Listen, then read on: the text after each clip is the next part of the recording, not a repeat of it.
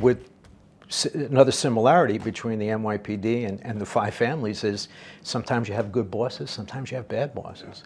And the politics is just, it's so powerful, and if you get into it and you think about it too much, it'll destroy you.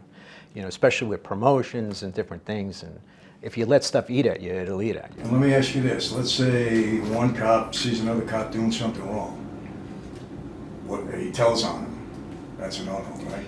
Yeah, no.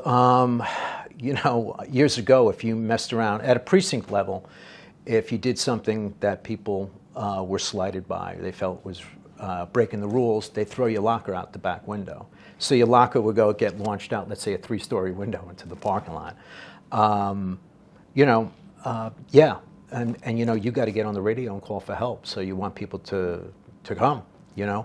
Now, I don't know too many people that wouldn't go, but you have to realize that if just certain crazy people get involved in all these industries, and so some people are just, you know, they're going to the sergeant, telling on guys, or doing whatever. There's always that one or two people, but when you work in a real dangerous precinct, that stuff doesn't happen as much because you really count on each other, you know. So, but yeah, there are pitfalls like that, and I'm sure in La Cosa Nostra, you know, there's always somebody trying to put down the other guy to boost himself up, and had a lot of that, you know, a lot of treachery in the life, and yeah, you have to say it, you know. It's just, you know, you say, well, it's the street life, and you expect that, and yeah, you do, but you know what?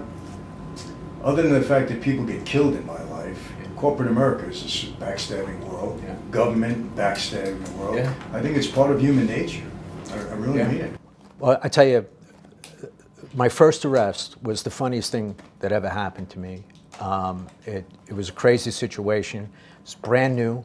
Times Square, the corner of 42nd Street and 8th Avenue, probably the most dangerous dangerous corner in the world. Yes. Just a crazy place. Crazy. But all sorts of stuff, you know, from prostitution to scammers to robbers, you name it was out there.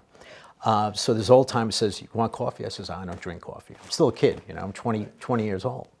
So he goes, "Don't touch that radio. I'm going across the street. I'll be right back." So there's like a diner or whatever it was. With that, as soon as he walks in that diner, I hear these screams. You know, I run around the corner, and there's like a 6'4" transvestite stabbing a guy in the hands with a knife, and he's backing up.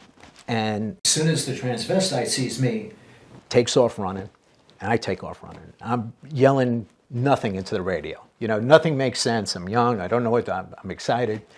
And I run into a bar, and it's a transvestite bar.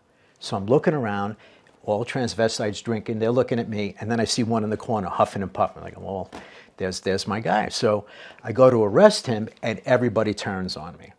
So I said, "Please, Lord, don't let this happen to me. Don't make me the guy that gets my first day out there. I get beat up in a transvestite bar. This is, you know." So out of nowhere, an older black gentleman steps out and parts way and says, you know, starts pulling for me to get out of the situation. And with that, the door gets kicked open. The boys have arrived, wigs are flying, whatever, and we're extracted. Turns out, so it was a crazy situation, but it turns out that the older gentleman was Emil Griffin, the boxer. Oh, really? Yeah. And he was in that bar? He was in that bar, and Emil basically saved me from the beatdown or whatever the hell was going to happen, because I had no idea where I was. And if you remember, he beat a man to death in the ring. Yeah, I remember that. Yeah. So now, were you in uniform? In uniform, yeah. I was a rookie. And so I was like, well, I got an attempted murder, assault, all this stuff. This old timer grabs me and says, "I told you not to go anywhere. I told you to stay off the radio. And what do you have now? No one's going to prosecute this case. That guy who got his hand stabbed up didn't pay the transvestite for his services. He's not showing up. You got nothing." So next time, you just walk around the corner and that's it. Don't. So I got schooled, but I had fun, and it was a crazy situation for a 21-year-old kid to be involved in. So that set the stage for years of insanity. And that's really interesting, you know, to know when nothing's going to come of this, so just leave it alone. Right. Yeah, because the witness is not going to show up, so right. What do you have? Yeah. Everyone would be appalled seeing that in public. Yeah. But, you know, a wise old police officer like, this is just nothing. This is... All right. Well, let me ask you. That was a dangerous situation. Could have been. What was the most dangerous situation you were ever in? Well, I guess one situation where we had a house staked out for a, he was a, what would you call him? He was a domestic terrorist who was doing a number of robberies. We had him identified for a string of robberies, and we were waiting outside of his house. And when we went to apprehend him, we turned around. There's a code where we used to always say, police don't move. So if you're an undercover cop, you wouldn't spin around with your gun. So if you hear the words, police don't move, you know it's a friendly behind you. So we always said, police don't move. And one of my partners said, police don't move. And this guy said, no, you don't move. Turned around and opened fire. And so next thing you know, one of my partners is hit in the head, throw him in the car, and take off, rush him to the hospital. So it was kind of things like that that we had about 6 guys out there. It never should have happened. We knew it was dangerous, but we didn't think that one guy is going to want to shoot it out with 6 guys. So you never know what's going to happen on any given day. And yeah, I mean, there's things like that though all the time in the 90s when it was just such a violent, crazy city. I mean, you know, I was basically raised in Manhattan, and you know, you were accosted every block. There was somebody looking for money, somebody, you know. So New York was a crazy place back then. Yeah, you know, I remember it back in the 70s before they cleaned up Times Square, and it was smut city there, and like you said, the craziest things could happen at any given moment, not a given day. There was always something crazy going on there. And then they cleaned it up, and I thought, you know, Giuliani did a great job as mayor in New York. He did well for the city. Yeah.